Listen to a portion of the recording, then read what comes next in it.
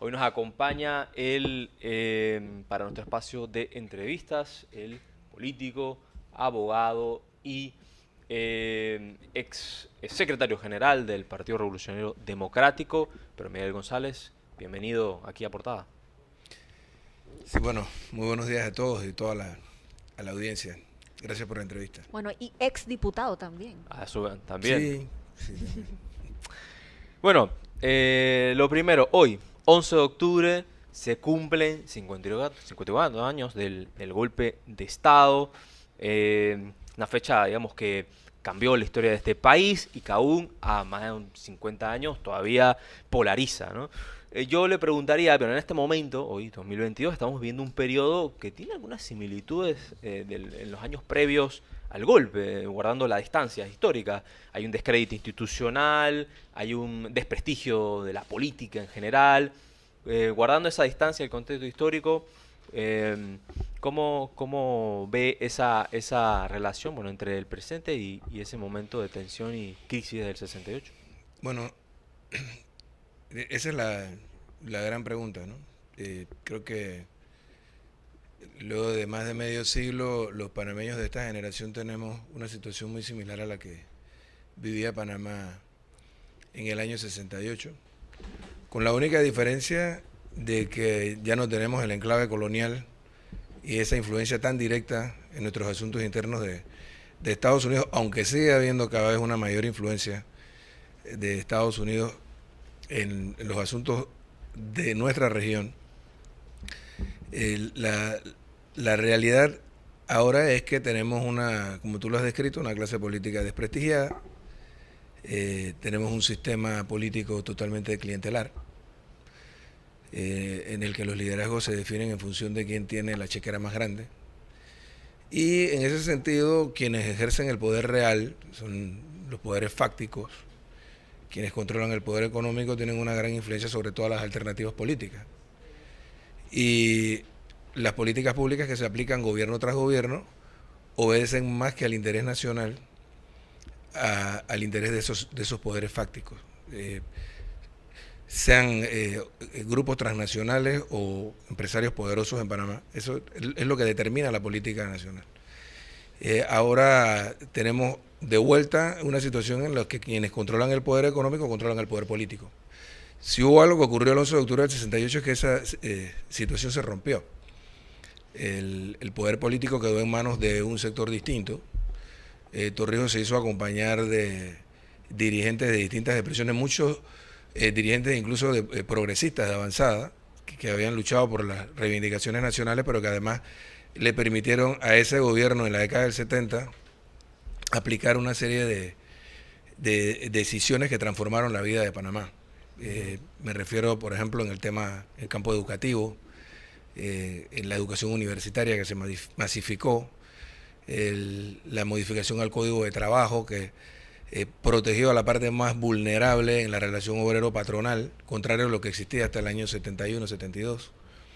La creación de un sistema de representación popular que le dio acceso al poder a los sectores populares que estaban marginados del ejercicio del poder público desde inicios de la República. Es una serie de transformaciones que hicieron que también la capa media nacional creciera, la capa profesional, y a la vuelta de esta etapa post-invasión, a la vuelta de más de 30 años de la aplicación de políticas públicas neoliberales, tenemos una situación parecida a la que teníamos antes del 68. Desde el punto de vista económico, recordemos que aquí los servicios públicos, lo que era energía eléctrica y telecomunicaciones, estaban en manos de una transnacional norteamericana que se llamaba localmente la Fuerza y Luz, que fue nacionalizada, y de ahí se derivaron dos entidades como el IRRE y el Intel, que posteriormente fueron corporatizadas a través de la aplicación de las políticas públicas neoliberales que se impusieron en el continente. Y tenemos esos sectores y otros sectores estratégicos en manos ahora de transnacionales, tanto la energía como las telecomunicaciones, como los puertos o como nuestra riqueza mineral, en manos de transnacionales que explotan estos sectores estratégicos en favor de su propio beneficio, con una debilitación consecuente del Estado, que ahora se ve imposibilitado de poder afrontar Claro. los graves problemas de la sociedad panameña. Creo que hay una situación muy similar. Si no es por el contexto geopolítico global, si viviésemos circunstancias similares desde el punto de vista geopolítico regional y todavía fuesen viables los golpes de Estado, tendríamos sin duda ahora el caldo de cultivo para un golpe de Estado. Bueno, pero en América Latina recién había habido golpe de Estado. En Bolivia un golpe de Estado hace poco y en Honduras hace una década. Pero quería preguntarle... Es correcto. Y ambos promovidos por Estados Unidos y sustentados por Estados Unidos. Precisamente, creo que es uno de los elementos que no ha cambiado en la relación de América Latina. Pero quería preguntarle, usted mencionó este periodo que algunos, bueno, denominan torrijista, algunos, bueno, directamente hablando de un régimen militar, una dictadura, pero usted se considera torrijista. Entonces, por ese, digamos, ese diario político, que ya decís un poco ecléctico para analizarlo, identificarlo, parece que es difícil precisamente identificar quién es o no es torrijista. Parece que cualquiera podría ser torrijista por esta cuestión ecléctica de este diario político. Da la impresión de que el torrijismo es como una suerte de manta camaleónica con la que cualquiera se pueda arropar. Entonces le pregunto directamente, ¿existe hoy torrijismo? No, por supuesto. Lo que hay es, fíjate, nosotros tenemos una encuesta reciente que la hicimos a la sociedad panameña, pero tiene un componente dentro de la encuesta que es exclusivamente para miembros o simpatizantes de nuestro partido. Y en esa encuesta, curiosamente, la mayoría de los miembros del partido consideran que el torrijismo es una ideología pasada de moda, fíjate. Lo que te demuestra que este crecimiento elefantiásico que ha tenido el PRD, no es el único partido, pero el PRD, ha debilitado ese concepto a lo interno. Sin embargo, debo decirte que sí hay un componente importantísimo, no solo dentro del PRD, sino en la propia sociedad, que pudiera identificarse con los que pudieran ser los planteamientos, postulados o los valores y los principios del torrijismo. Creo que es vigente, tiene mucha vigencia y creo que hay que rescatar eso dentro de la sociedad. Y para eso precisamente, ahora en mi nueva condición de dirigente ya no del Comité Ejecutivo Nacional del partido, sino de base del partido, estamos gestando un movimiento para hacer ese rescate y generar una propuesta alternativa de cara a las próximas elecciones con algún dirigente que tenga real convicción torrijista, porque lo que estamos viviendo en este momento no es un gobierno torrijista, no es un gobierno ni del partido, ni es un gobierno de carácter torrijista. Tenemos una especie de caricatura de lo que debiera ser un gobierno torrijista en la actualidad. Y esto se debe precisamente a la forma laxa como se ha manejado a lo interno del PRD, la postulación de candidaturas en el que cualquiera puede llegar al partido ahora y postularse. Yo he tenido conversaciones, por ejemplo, con diputados del PRD en la pasada asamblea. Hubo una diputada que, siendo yo el secretario general del partido, me dijo en algún momento, es que yo no soy torrijista. Y cuando le pregunté, ¿y tú qué eres? Me dice, no, yo soy un independiente que ingresé a este partido para apoyar a un precandidato presidencial. Ese tipo de situaciones las tenemos.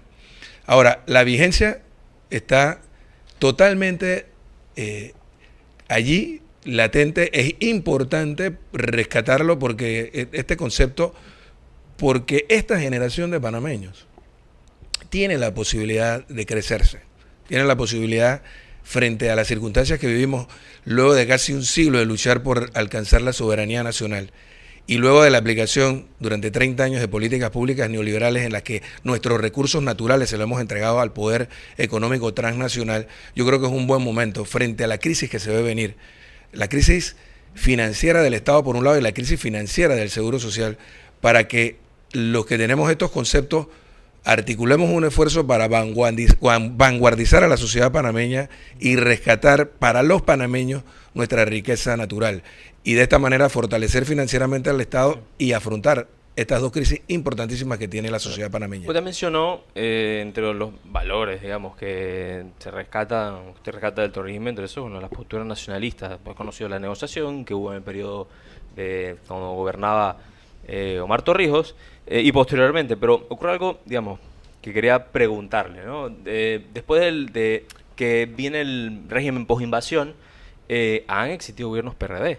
Entonces, ¿cómo se compagina eso, digamos, con ciertas políticas que en términos, digamos, incluso del lenguaje torrijistas eran antinacionales. Me viene a la mente, bueno, 3 ejemplos.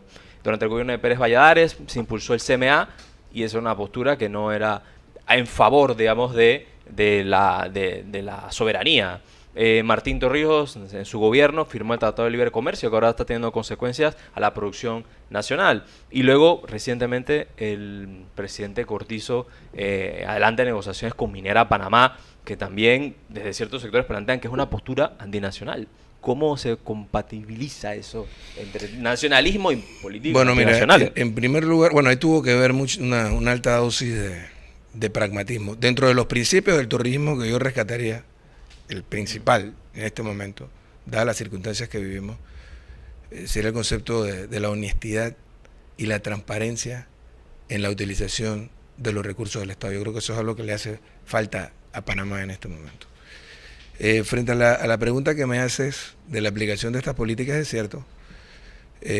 Ahora, debemos recordar que en el marco del gobierno surgido de la invasión, se dictó una ley, que fue la ley de privatizaciones, que aunque dejó excluido los servicios públicos, esta es una ley del año del 92, comprometió a Panamá, un país pequeño, pobre y ocupado militarmente por la principal potencia del mundo, comprometió a Panamá con la aplicación de estas políticas neoliberales. Y en el caso particular de los servicios públicos, con el gobierno de Pérez Valladares se preservó para el Estado, panameño y para los trabajadores, la mayoría de las acciones de las empresas que fueron corporatizadas, tanto en el sector público como en el sector de telecomunicaciones como en el energético. Ahora, creo que han pasado 25 años y los panameños de esta generación tenemos el deber de revisar estas concesiones, porque ese 49 o 51%, si contamos el 2% de los trabajadores, no nos han servido de mucho. Al final estas transnacionales se han encargado de sobornar a quien han tenido que sobornar a lo largo de los años para esquilmar a la sociedad panameña, a la nación panameña y debilitar financieramente al Estado. Fueron políticas públicas comprometidas por el gobierno post-invasión y el PRD además encontró su opción viable, porque recordemos, fue una hazaña histórica. Lo comento a manera de anécdota, aquella dirección política que surgió en el PRD después de la invasión que encabezaban Pérez Valladares, Gerardo González y otros más, visitó Cuba y Fidel Castro en aquel momento le dijo: ustedes tienen que prepararse para una larga lucha, porque en 1954 Estados Unidos derrocó a Jacobo Arbenz y han pasado 35 años y los progresistas guatemaltecos no han podido regresar al poder. O Carlos Andrés Pérez, que era presidente en aquel momento, le decía: bueno, ustedes tienen que cambiar su simbología porque la que tienen se asemeja mucho a la dictadura militar.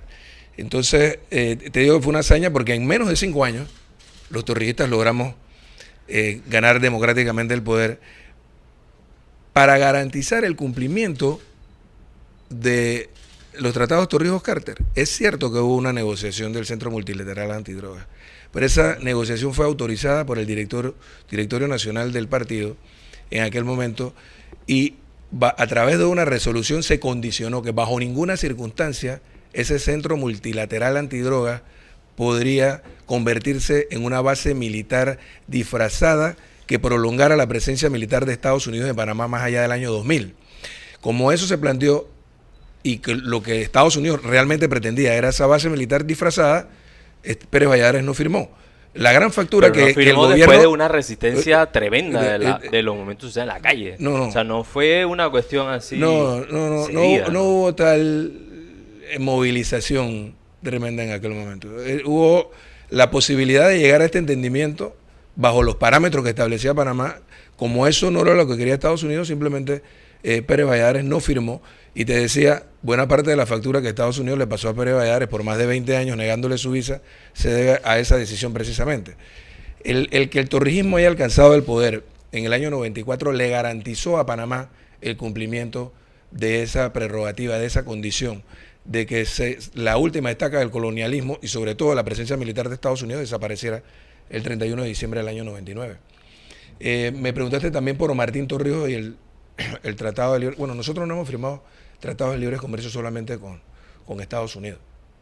sino con otros países. Y es precisamente dentro de la concepción globalista impulsada en Occidente por el neoliberalismo. Lo hicimos hace 15 años. Tuvimos tiempo suficiente para que durante los gobiernos de Ricardo Martinelli, el señor Varela y la actual administración adoptáramos las políticas públicas como se planteaba en aquel momento para reconvertir nuestro sector productivo, para fortalecerlo a través de políticas públicas, y no se hizo.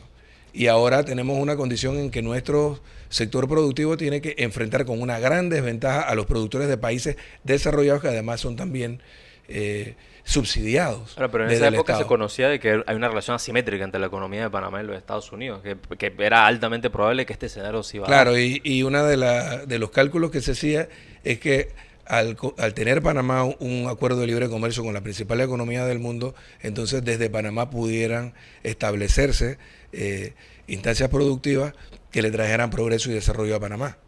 Lamentablemente, el siguiente gobierno, el gobierno del señor Martinelli, llegó simplemente a malgastar, a derrochar la riqueza nacional. Él llegó simplemente a cosechar lo que no había sembrado, con todo el crecimiento económico que se había venido gestando desde la administración anterior. Y luego tuvimos esta desaceleración económica global durante la administración del señor Varela. No hubo ni en el gobierno del señor Martinelli ni en del señor Varela la claridad de que había que afrontar este reto, sobre todo enfrentándonos en una competencia de tú a tú con la principal economía del mundo, en sectores que son estratégicos para ellos y que son estratégicos para nosotros. Lamentablemente esto no se hizo y ahora estamos pagando las consecuencias. Señor Pedro Miguel, vamos a hablar ahora de la situación interna del Partido Revolucionario Democrático, PRD, y qué pasó con su figura. Ha perdido liderazgo, se lo digo pues por no haber ganado en estas últimas elecciones internas del PRD la Secretaría General, y así ni la Secretaría General y tampoco aquellos candidatos, aquellas figuras que usted apoyaba. Recuerdo en ese momento para la presidencia La doctora Turner. Exacto, la exministra, la doctora Rosario Turner. Entonces, ¿cuál es mira, yo te voy a, puedo hacer esta confesión públicamente. El resultado del Congreso no fue una sorpresa para nadie. Sorpresa habría sido que la doctora Turner ganara y que ganara Pedro Miguel. Nosotros nos sentimos muy satisfechos con el resultado. En un partido clientelista, en un partido que además ejerce el poder, era navegar contra la corriente. Nuestro resultado estuvo muy por encima incluso de nuestras propias expectativas. Nosotros lo que fuimos a ese Congreso fue a marcar un territorio del sector más sano de ese Congreso para sentar la base y realizar en esta nueva etapa, en este nuevo asalto en el que nos encontramos, en el que se van a definir los liderazgos electorales, sentar la base de un proyecto político. De un proyecto político que en las próximas elecciones primarias va a presentar una precandidatura presidencial. Y se va a presentar como una genuina y legítima expresión del torrijismo en un partido en el que hace falta todavía mayor ideologización. Y en eso es en lo que estamos trabajando. Mi condición de secretario general la tuve por poco más de 5 años, y igual que como cuando fui diputado, yo no fui dirigente político porque era diputado o fui dirigente político porque era secretario general. Yo he vuelto a la misma condición que tenía antes, un dirigente del partido que tendrá mayor o menor liderazgo en un momento determinado, pero lo importante es ser consecuente, consistente con los planteamientos que hemos venido realizando, porque tenemos problemas gravísimos en la sociedad panameña. Y el único partido, la única organización que estaría en capacidad de generar la transformación que Panamá necesita es el partido que fundó Mar Torrijos, pero con un liderazgo torrijista, no con un liderazgo como el que tenemos. Pero usted no considera que esta derrota no tiene nada que ver con la pérdida del liderazgo que usted en algún momento pues obtuvo, o usted considera que usted lo tiene aún no siendo parte de la junta directiva del partido. Son escenarios distintos. En el Congreso teníamos a 4.200 delegados y delegadas, la mayoría de ellos funcionarios públicos o aspirantes a funcionarios públicos, sometidos a una gran presión. En las primarias del próximo año, como ves, ya el PRD superó nuevamente los 700.000 miembros. Es probable que en los próximos meses, dado este concepto de carácter clientelista y con un partido en el poder, lleguemos hasta los 800.000 miembros. Entonces es un universo totalmente distinto. Esas presiones que se ejercieron sobre los delegados y las delegadas al Congreso desde el poder no van a ser viables en una elección primaria.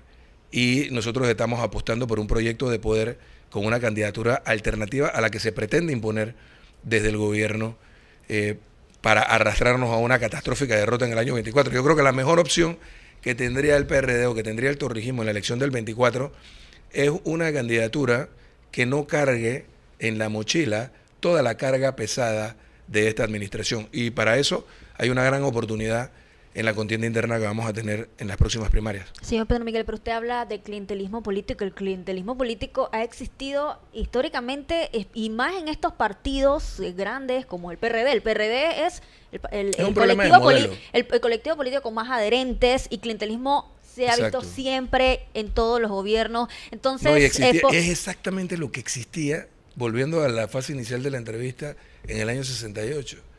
Exactamente, es el poder económico detrás del poder político controlando los hilos del poder. Ahora, para ser entonces, en el tema fue algo que Torrijos combatió ferozmente, que criticó, cuestionó, incluso antes de llegar al poder. El día de hoy hemos publicado un video desde nuestra expresión que habla un poquito sobre ese tema, porque el modelo está concebido de esta manera. Mira, los principales beneficiarios del clientelismo y la corrupción no son los políticos. Los políticos son los peones o las fichas en el tablero de ajedrez de quienes son realmente los verdaderos beneficiarios de la corrupción y del clientelismo. ¿Quiénes son? Los que se benefician de las políticas públicas que aplican los distintos gobiernos, los que están detrás, los que apuestan a los caballos, a todos los caballos en la carrera, y no importa qué caballo gane, ellos controlan el poder. Y si hay algo que nosotros los torrijistas debemos hacer, emulando a esa generación que liderizó Torrijos, y lo puedo decir con mucha categoría en una fecha como hoy, es que en efecto el poder político o las decisiones de Estado no deben estar en manos del poder empresarial. No deben estar en manos del poder empresarial, porque tenemos resultados como los que tuvimos con los gobiernos del señor Ricardo Martinelli o los dos subsiguientes gobiernos. Señor Pedro Miguel, en las pasadas elecciones usted apoyó al actual presidente Laurentino Cortizo, ¿no? Por supuesto. Entonces, ¿usted considera que tanto él como muchos de los diputados del PRD no llegaron al poder con clientelismo? Entonces, clientelismo en ese momento, pero ahora... Tú juegas con las reglas del juego, no puedes jugar con las reglas que no son del juego. Pero en el caso particular de nosotros, éramos un partido en oposición.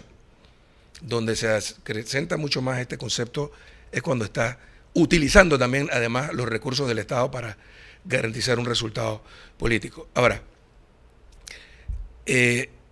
nosotros apoyamos a Laurentino Cortizo porque fue nuestro candidato presidencial. Desde la dirección del partido fuimos imparciales. Por eso le garantizamos a Cortizo lo que no tuvo ni Balbina Herrera ni Juan Carlos Navarro, que fue un partido cohesionado. Y al final, él termina ganando las elecciones con el respaldo del partido y la alianza que hicimos, porque en el camino fue perdiendo el respaldo de independientes y jóvenes cuando aparecieron interlocutores que a estos sectores le parecieron mucho más válidos. Nosotros en lo que no apostamos, lo que no logramos construir en la vuelta pasada fue un liderazgo genuina y auténticamente torrijista para garantizar que nuestros planteamientos, que están establecidos como línea política en la Visión 2050, se aplicaran en la gestión de gobierno. Y por eso, reconociendo el error que cometimos, es que estamos planteando ahora sí un proyecto de poder dentro del partido y para la sociedad panameña. Pero hay un evidente desgaste político. O sea, cada 5 años hay una elección y siempre gana la oposición al gobierno, sí. Pero los malestares, o sea, lo mismo sigue, los mismos malestares, las mismas necesidades, o sea, todo sigue igual, claro, entonces, y no hay un cambio. Entonces, el que llega a administrar el status quo, sí, y lo que hay que cambiar es el estado de cosas. Entonces no temen a que ya el panameño se canse en un momento de los partidos políticos y vayan por otra opción que no sean pudiera ser, y pudiera ser una apuesta hasta mucho más incierta y mucho más peligrosa. ¿Por qué? Recordemos en el caso, bueno, ahora el señor Lombana ya tiene su partido político, pero en la vuelta pasaron, Independiente no fue capaz siquiera de presentar una propuesta a la sociedad panameña de qué hacer con el poder. No es el caso nuestro. Nosotros sí tenemos una visión compartida de lo que debe ser el desarrollo nacional. Que no se está implementando son otros 500 pesos, pero ahí está. Y la compartimos con distintos sectores de la sociedad en el año 2018, antes incluso de las elecciones primarias. El panameño está cansado y lo demostró sin ningún tipo de conducción desde los partidos políticos en el pasado mes de julio. Y los problemas que se nos vienen encima son tan grandes que lo que vimos en 2017, si explota, por ejemplo, el problema de la Caja de Seguro Social, todo lo que ocurrió va a ser minúsculo en función de lo que puede ocurrir. Estamos al borde del colapso de la quiebra de nuestro sistema de pensiones. Cuando estuvimos en el gobierno de Martín Torrijos, afrontamos con mucha valentía desde el principio este tema y le dimos oxígeno y le dimos vida a ese programa de pensiones por algunos años más, 15 años más. Pero ya se venció el tiempo. Ni el gobierno del señor Martinelli, ni el gobierno del señor Varela, y ahora pudiera ser también producto de la pandemia, y con la debilidad que tiene la actual administración desde el punto de vista político, no se ven perspectivas de que esto se resuelva. Y el próximo gobierno va a enfrentar el quiebre de nuestro sistema de pensiones. ¿Cómo resolver, si no es desde el Estado esto? ¿Y cómo resolverlo si nuestros sectores estratégicos, nuestra riqueza nacional, la tenemos en manos del poder económico transnacional? ¿Cómo ve usted el retorno del alcalde de San Miguelito, Héctor Valdés Carrasquilla, al PRD? ¿Ya se podría hablar de que se abre el paso al transfugismo?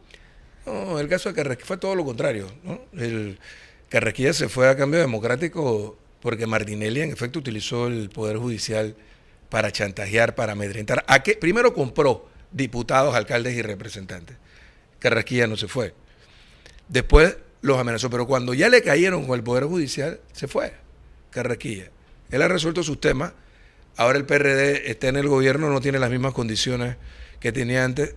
Siempre, incluso siendo un miembro del Partido Cambio Democrático, se autodenominó torrijista. Él regresó, como quien dice, a su casa. Es algo natural. Es más, creo que demoró mucho tiempo en hacerlo. Debió haberlo hecho desde el principio. No sé por qué demoró tanto tiempo en hacerlo, pero ya te digo, no creo que sea algo tan importante como para la relevancia que se le está dando a nivel nacional, ¿no? El tema del retorno de... Lo que sí te puedo decir es que Carrasquilla no se vino ni porque se le está presionando judicialmente, no porque se le está chantajeando, porque se le están haciendo ofrecimientos. Vino porque está en su casa y simplemente decidió regresar. Ahora, pero ¿dónde quedan las lealtades, señor? O sea, ¿dónde quedan las lealtades? Si uno es militante de un partido, uno milita y define esa postura. En el caso de Carrasquilla, y más si son supuestamente te puedo decir, ideológico. En el caso de Carrasquilla, porque lo conozco muy de cerca, en aquel momento yo no era secretario general, pero era el primer subsecretario del partido. Y hablé mucho con él. Él era el presidente del partido en San Miguelito. Y ocurrió una situación muy particular. Bueno, yo me alegro que las familias se reconcilien, pero él estaba en ese momento enemistado con su cuñado, el entonces ya diputado Raúl Pinada. Por el otro lado, una expresión importante del partido en San Miguelito, estaban ya armando gobierno municipal. O sea, aprovechando todo el chantaje y toda la presión que había desde el sistema judicial contra Carrasquilla dentro del propio partido, no faltaron los sainetes. Entonces, en ese momento, él sintiéndose solo, tomó aquella decisión que yo, como tú, públicamente en aquel momento reproché. Pero ahora ya no tiene esa condición y él está donde quiere estar. Yo lo veo de esa manera. Y además, conociéndolo de cerca, sé que es un retorno realmente genuino de un hijo pródigo. Retorno, no transfugismo. No transfugismo, porque en Es este que caso yo él ya es el alcalde. Yo siempre he considerado que transfugismo es que estás en un partido y saltas para otro, aunque ya hayas estado en el... O sea, ahora, el tema, lo más importante es el apego a los conceptos, ¿no? A los principios. Y él nunca dejó de ser torrijista. Bueno, él estaba en un lugar donde no debía estar. Pero él estaba fuera del lugar. Y quien se lo llevó para allá por chantaje fue el señor Martinelli. Y creo que le estamos dedicando mucho tiempo a Carrasquilla, ¿no le parece? Bueno, pero para cerrar, y bueno, porque el 11 de octubre también hablamos más de torrijismo, más adelante vamos a hablar sobre eso, pero vuelvo a la pregunta del tema de torrijismo. ¿Quién es torrijista cuando, bueno, el Cambio Democrático no es un país no es un partido torrijista? Y varios militantes fueron allá y después regresan, que se quitan una gorra de no torrijista y luego vuelven a ser torrijistas. Yo no soy quien para medir, no hay como un torrijómetro, ¿no? o un medidor de fidelidad o de firmeza. Quizás si una situación como esa me hubiese ocurrido a mí, no habría renunciado jamás del partido y habría aceptado las consecuencias de aquel momento. Pero él tomó esa decisión y yo no se la puedo reprochar en aquel entonces, igual que ahora. Tampoco le critico el que él haya decidido, ya sin tener aquellas presiones del chantaje judicial, el haber regresado a su casa.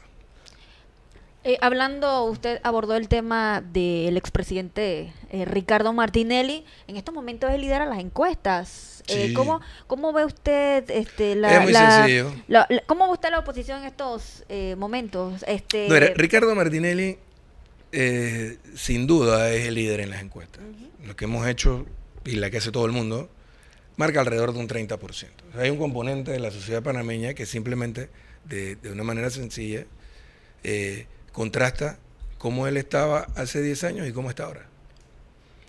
Y como hay tanto deterioro en la clase política y para muchos panameños todos los políticos son corruptos, entonces, bueno, este es por lo menos un corrupto que dejó huellas de su gestión. Sin importar y entrar a analizar por qué Ricardo Martinelli tuvo tantos recursos para hacer obras que pudo haber hecho con mucho menos costos de lo que se hicieron. Sin entrar a analizar ese tipo de cosas, o cómo sería un gobierno de Ricardo Martinelli en circunstancias cuasi catastróficas como las que estamos viviendo con las finanzas públicas actualmente.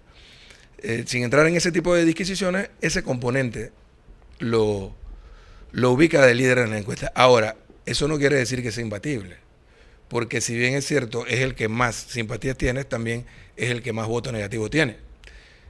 Lo interesante de las elecciones del 24 será ver qué fuerza política logra polarizar en el caso de que él corra.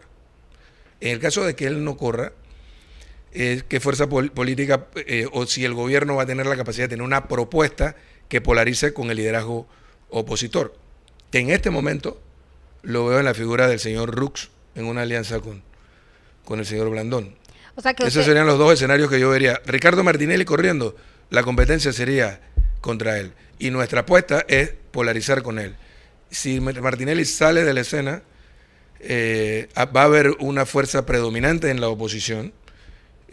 Los dos principales partidos después del PRD que hay en Panamá son Cambio Democrático y el panameñismo, y si van en alianza serían una fuerza considerable. Y nuestra apuesta sería tener un candidato o una candidata que, no cargando con todas las culpas y la carga pesada de esta administración, pueda enfrentar a ese liderazgo opositor. Y pudiera darse el caso entonces, por primera vez, como lo decías hace un rato, bueno, desde el año 64 fue la última vez, 60 años después, que un partido repite en el poder. ¿Usted cree que el PRD pudiera el PRD repetir, puede, con un liderazgo adecuado, sí.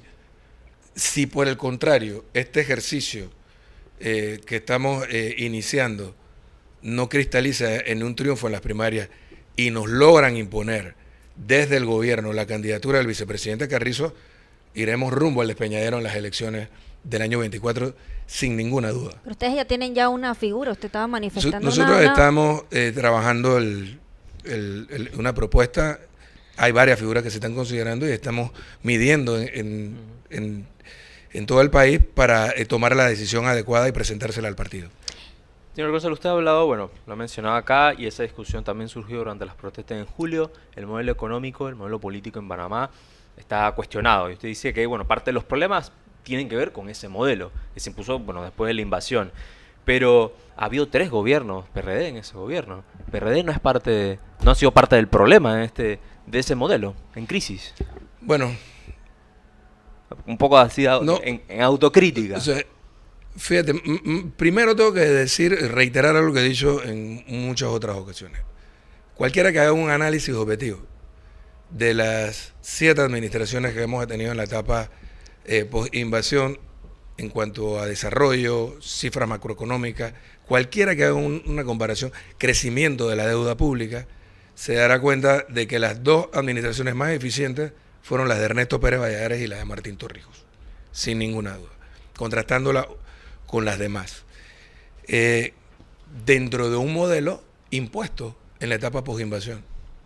El gran reto del torrijismo el que tiene esta generación y la futura generación de torrijistas es que nosotros podamos vanguardizar a la sociedad panameña en una fase de transformación para cambiar el estado de cosas. Y yo te pudiera decir que lo primero que habría que hacer para cambiar el estado de cosas es la reforma del Estado, que pasa por una reforma constitucional y revisar toda la legislación correspondiente. Y más adelante, revisar todos los contratos de concesión que el Estado le ha otorgado a estas transnacionales que mencioné hace un rato, no para estatizarlas de vuelta, no para volverlas al control del Estado, pero sí para garantizar que cumplan con aquello con lo que se comprometieron. Porque aquí se habla mucho de seguridad jurídica simplemente para proteger al inversionista. Y la seguridad jurídica debe ser para ambas partes, o a todas las partes, en una relación contractual. Y la única seguridad jurídica que no se está protegiendo a lo largo de los últimos 25 o 30 años es la del pueblo panameño, la de la nación panameña. Cuando analicemos cómo, por ejemplo, Panamá Ports nos ha venido esquilmando, lamentablemente con este gobierno se le prorrogó por 25 años más, decisión que desde la Secretaría General del partido nosotros criticamos.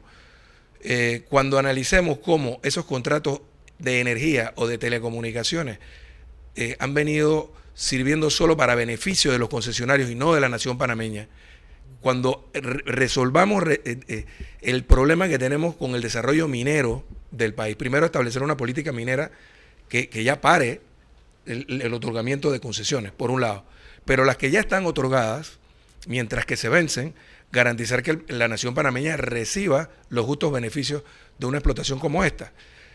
Porque el problema del seguro social, por ejemplo, más allá, el tema de la deuda pública es importantísimo.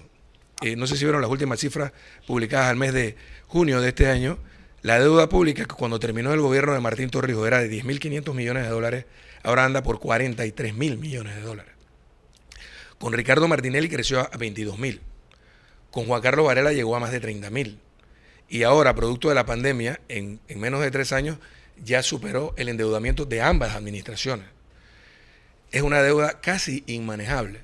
Todo lo que habíamos logrado avanzar con el crecimiento económico desde 2006 hasta 2016, en 11 años, se ha venido perdiendo y ahora la relación deuda pública Producto Interno Bruto es enorme. El servicio de la deuda que tenemos que pagar año tras año nos imposibilita desde el Estado poder resolver los problemas de educación, salud, los servicios básicos. ¿Cómo entonces administrar un país bajo estas circunstancias? Y el tema del seguro social es todavía mucho más grave, porque estamos hablando de decenas de miles de millones de dólares que hacen falta para financiar el programa de pensiones. ¿De dónde lo vamos a obtener con un Estado en bancarrota? Entonces, en efecto, quien llegue al gobierno en el año 24 debe proponer una reforma del estado de cosas. No es llegar a administrar, porque en efecto, como lo decías hace un rato, las 3 administraciones nuestras, y ahora pareciera que nosotros en esta última, en lugar de estar promoviendo el cambio del estado de cosas, del status quo, estamos defendiendo el status quo. Es un contrasentido. Si se trata de un gobierno cuyo planteamiento es la utilización de la riqueza nacional para el mayor beneficio posible, el beneficio de las grandes mayorías, no podemos seguir con el estado de cosas como está. Si tú haces el análisis comparativo utilizando las propias cifras del Programa de Naciones Unidas para el Desarrollo, de cómo estaba la distribución de la riqueza en el año 97, 20 años después, esa brecha de la que habla el presidente Cortizo, de la sexta frontera, la que divide a los que más tienen de los que menos tienen, se duplicó por la aplicación de estas políticas públicas. Y la única forma de cerrar esa brecha es rompiendo con el status quo y garantizando que en Panamá sí hay un desarrollo, pero con equidad, un crecimiento económico, pero con mayor equidad. Y solo se puede hacer si el Estado es financieramente fuerte para tener un sistema de educación público que nos permita a nosotros otorgarle oportunidades a todos los sectores de la sociedad y un sistema de salud que nos permita a nosotros afrontar los retos del futuro. Señor Pedro Miguel, ¿usted qué opina cambiando un poquito de tema, qué opina usted de la precandidatura a la presidencia de la República por la libre postulación de la diputada Zulay Rodríguez? ¿Usted considera o cree que ya esté trabajando para otro candidato presidencial o qué usted considera que hay detrás de esa precandidatura? Mira, bueno, Zulay tomó su decisión. En las encuestas que nosotros hemos hecho, ella aparecía como favorita dentro del partido. A lo interno del partido. Sí, sí. De hecho, la figura más popular, Martinelli, y la segunda figura más popular, ella. Ella tomó su decisión. Y yo no se la reprocho. Ella pensó que podía ocurrir en las próximas primarias algo parecido a lo que ocurrió en el último Congreso. Y creo que fue una decisión equivocada. Pero más que criticarla a ella, lo que habría que criticar es la norma que lo permite. Que un miembro de un partido político pueda correr, siendo miembro de ese partido, por la libre, es un contrasentido. Pero además permitirle ahora, porque la ley antes no lo permitía, antes si tú le firmabas a un candidato independiente que representaba una renuncia tácita, eso se hizo a solicitud de sociedad civil. Se hizo flexible, porque la mayoría de los ciudadanos están inscritos en partidos políticos. Un candidato Entonces, ahora resulta que a un miembro de un partido político le firme un independiente sin ninguna competencia. ¿Qué permite esto? Que los miembros de partidos políticos corran por la libre, cercenándole la posibilidad a aquellos ciudadanos y ciudadanas que realmente son independientes, la posibilidad de correr para un cargo de elección. Yo creo que es un absurdo, yo creo que es algo que hay que corregir en la ley. Cuando se haga la discusión de la próxima reforma electoral para las elecciones del año 29, creo que eso es algo que hay que corregir. Ningún miembro de un partido político puede correr sin consecuencias por la libre, o cualquier ciudadano que le firme debe atenerse a las consecuencias de haber firmado como ocurría antes. Si eso estuviese así en la ley, ni Zulay ni ningún otro pudieran correr por la libre y mantenerse dentro del partido político. Y usted usted también manifestaba sobre el escenario político si llegara el expresidente Martinelli a correr, que su gran oposición sería una alianza del Partido Panameñista y el Partido Cambio Democrático, pero el Partido Cambio Democrático con Rómulo Rux. Pero ahorita en estos momentos... No. La oposición de Martinelli, no te dije quién sería. Yo digo, tiene chance, pudiera y esa ser, es nuestra apuesta, pudiera que polarice nuestro candidato o nuestra candidata, el del gobierno, el del PRD, que polarice con él. Aquel candidato o candidata que logre polarizar con él tendría mucha chance de ganar en las elecciones si él es candidato. Si él no es candidato, que habría muchas razones para que no lo sea, si él no es candidato, entonces nuestro principal contendor sería, pienso yo, la Alianza de Cambio Democrático con el Partido Panameñista. Con el Partido Panameñista. Pero el Partido Cambio Democrático, ellos tienen una disputa interna. Exacto, con Rómulo Rux a la cabeza. Pero ahorita hay una situación que se debe ellos tienen una disputa interna en el liderazgo con la diputada Yanivel. ¿Y qué pasaría en ese momento que usted prevé si Rómulo Rux sale de la cabeza de Cambio Democrático? Voy a decir lo que yo pienso. Yo pienso que el liderazgo actual de Cambio Democrático no va a convocar a su convención en el tiempo que dicta la ley.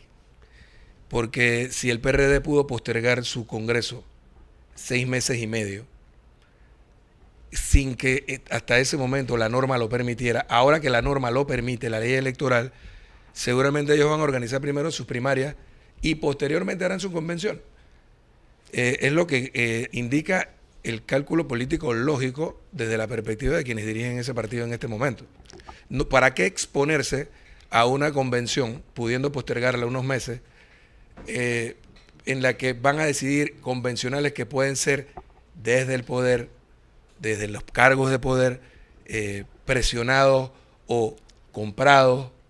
¿Para qué exponerse a eso si la decisión en todo caso más democrática sería que las bases del partido decidan quién los lideriza en la próxima campaña electoral? Sí, pero en este caso, si se llega a unas primarias y ganara Yanivel Ábrego, pues para como candidata del Partido Cambio Democrático, entonces, ¿qué pasaría? Sí, bueno, eso tendríamos que preguntárselo a ella. No, ¿usted qué prevé? O sea, ¿usted qué en ese escenario? Yo pienso que ella tiene una relación muy estrecha con Ricardo Martinelli, ¿no? Y es evidente y es pública, y parte de su fortaleza dentro del partido está basada en ello.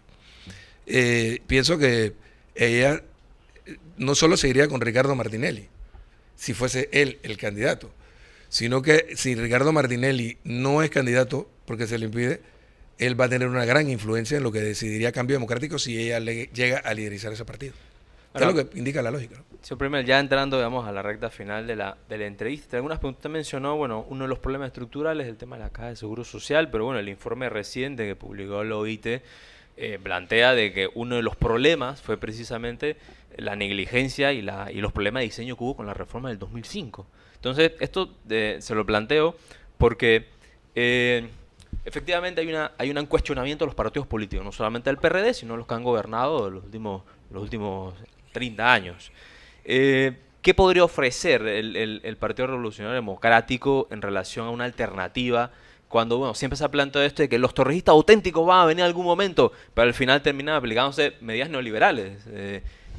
Cuando desde la dirección del partido, bueno, por lo menos cuando usted estaba, decían, cuestionaban las políticas neoliberales, pero el PRD aplica las políticas neoliberales. Entonces, ¿qué alternativa podría ser, digamos, el PRD frente a los otros partidos políticos que también aplican políticas neoliberales? Tiene mucho que ver lo que mencionaba hace un rato. O sea, resolver un problema tan grave como ese.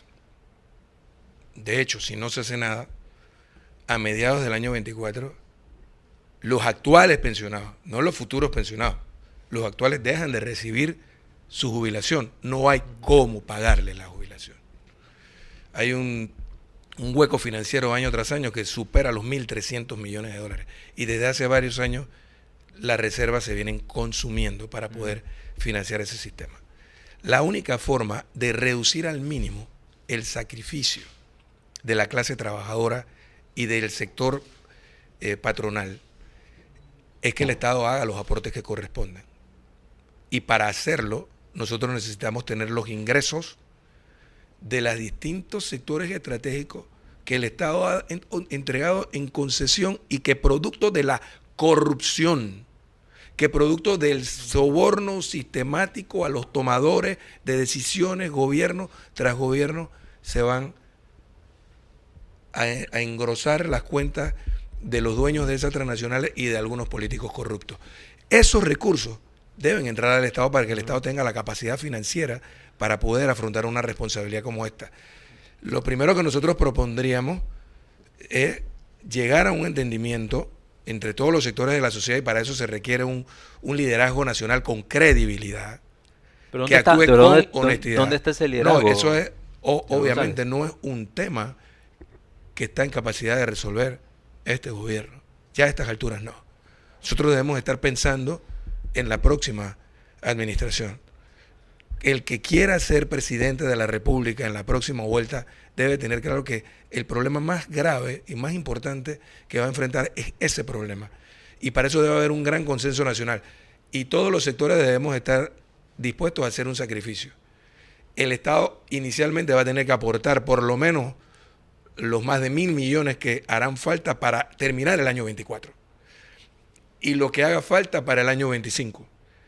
Pero estructuralmente habrá que revisar los parámetros y estructuralmente también habrá que hacerle los aportes desde el Estado que correspondan. Y solo se puede hacer si nosotros, por ejemplo, de una explotación minera, fíjate, como la que se está desarrollando al margen de la Constitución y la ley hoy en el distrito de Donoso y de Omar Torrijos, esa gran riqueza que tiene un valor hoy a precio de 2020, ni siquiera actualizado a precio del año 2022, de 400.000 millones de dólares, de los cuales al Estado panameño solo le corresponde el 2% en regalías, que nosotros podamos ser o recibir lo que reciben países de la región como Chile, como Argentina, como Perú, como cualquier otro país del continente que tiene mucha mayor experiencia en explotación minera.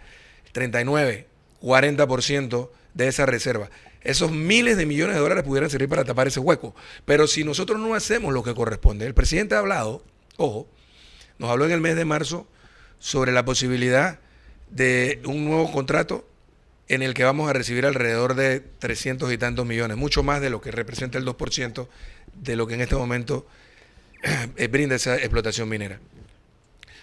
Y buena parte del componente se pretende asignar al programa de pensiones, pero 190 o 200 millones de dólares al año no es suficiente. Ahora, señor González, pero ya ese diagnóstico, digamos, lo conocemos que hay un problema y que hay que resolverlo. El detalle es si desde los partidos políticos, concretamente en el caso suyo del PRD, va a haber una alternativa. ¿Cuál Nuestro planteamiento sería sería ese. Nuestro planteamiento sería revisar, sin duda, en el caso particular de la explotación minera y en el de los otros sectores estratégicos, que el Estado ejerza toda la coacción que corresponde dentro del marco de la ley y la Constitución para garantizar los aportes que estas transnacionales que administran y operan nuestros sectores estratégicos le brinden al Estado la fortaleza financiera que en este momento no tiene. Señor Pedro Miguel, usted, ya para finalizar, ¿usted cómo ve la precandidatura de el vicepresidente Bueno, pues José Gabriel Carrizo, pues para la presidencia de la República, el abanderado del Partido Revolucionario Democrático? Ya te lo dije hace un rato, o sea, es una derrota segura en las elecciones del 24. Si se logra imponer desde el gobierno, creo que ellos cometieron un grave error. Nadie estaría en contra en mi partido Imponer, de que él... pero si gana democráticamente las primarias. Democráticamente. Sí, o sea, unas primarias. Sí, o sea, claro.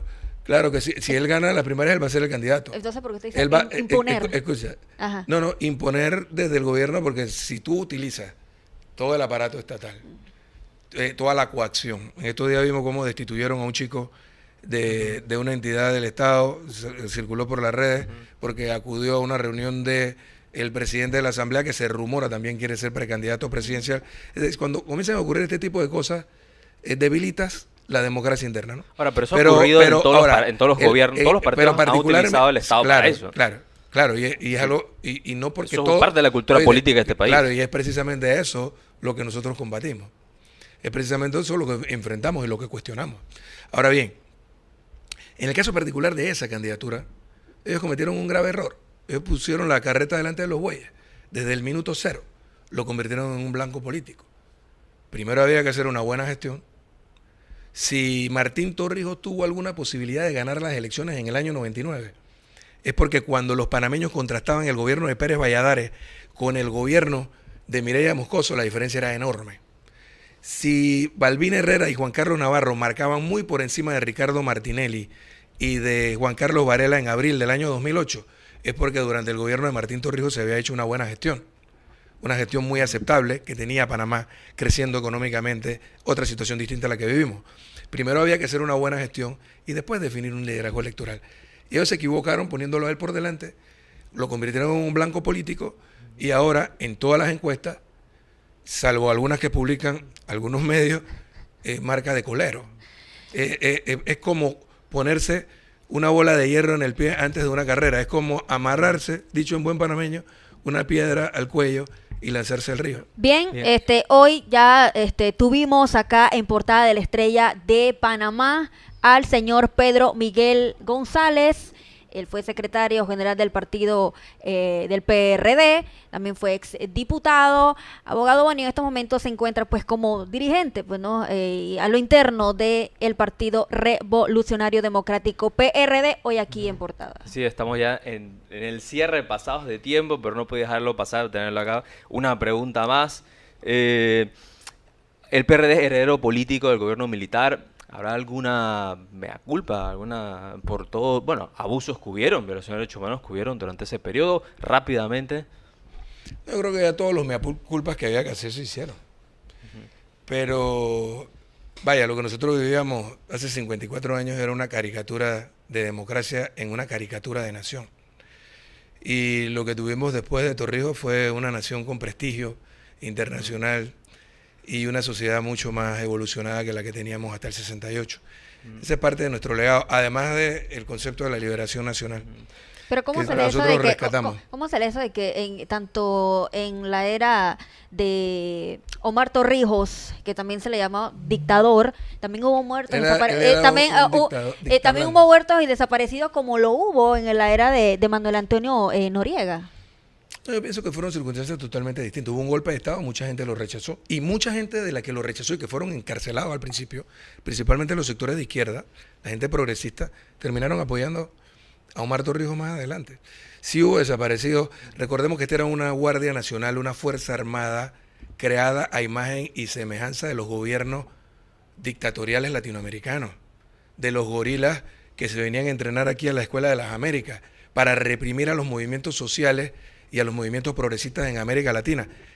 No fue la génesis del golpe de Estado, pero dentro de esa gama de dirigentes militares en aquel momento, que se fue depurando poco a poco, primero en marzo y posteriormente en diciembre del año 69, hubo sin duda gente que actuó indebidamente. Hubo también enfrentamientos armados, totalmente legítimos en su momento, pero bueno, que fueron sofocados, y luego que las aguas volvieron a su nivel, se estableció un verdadero proyecto de liberación nacional y de reivindicación social. Pero ¿por qué no se ha investigado, por lo menos los gobiernos del PRD, no se ha investigado oficialmente la muerte de Torrijos? Formalmente, se habla, digamos, que fue un accidente, pero todavía hay información que no se ha precisado si realmente fue un accidente o fue... Incluso hay autores que plantean que fue un atentado. Pudo ser atentado o pudo ser accidente. Yo creo que eso no suma mucho. Es más, pudo haber sido un accidente provocado. Bueno, si fue magnicidio, fue un accidente con una orientación política. Claro, es muy coincidente todo lo que ocurrió en aquella época en América Latina, ¿no? En menos de 2 meses desaparecen Torrijos y Roldós, que era lo que el propio documento de Santa Fe declaraba como escollos en la agenda política de Estados Unidos para la región. En su momento, y ambos mueren misteriosamente en accidentes aéreos en menos de 2 meses. Así que pudo haber, pero cómo saberlo a estas alturas no queda ya en el campo de la especulación. Pero Miguel González, gracias por acompañarnos aquí. Gracias a ustedes por la entrevista. Quedan todavía varios temas en el tintero, pero bueno, esperemos vernos a ver nuevamente aquí en este espacio de la Estrella de Panamá. Nos vemos mañana, como siempre, a las 10:30. Saludos.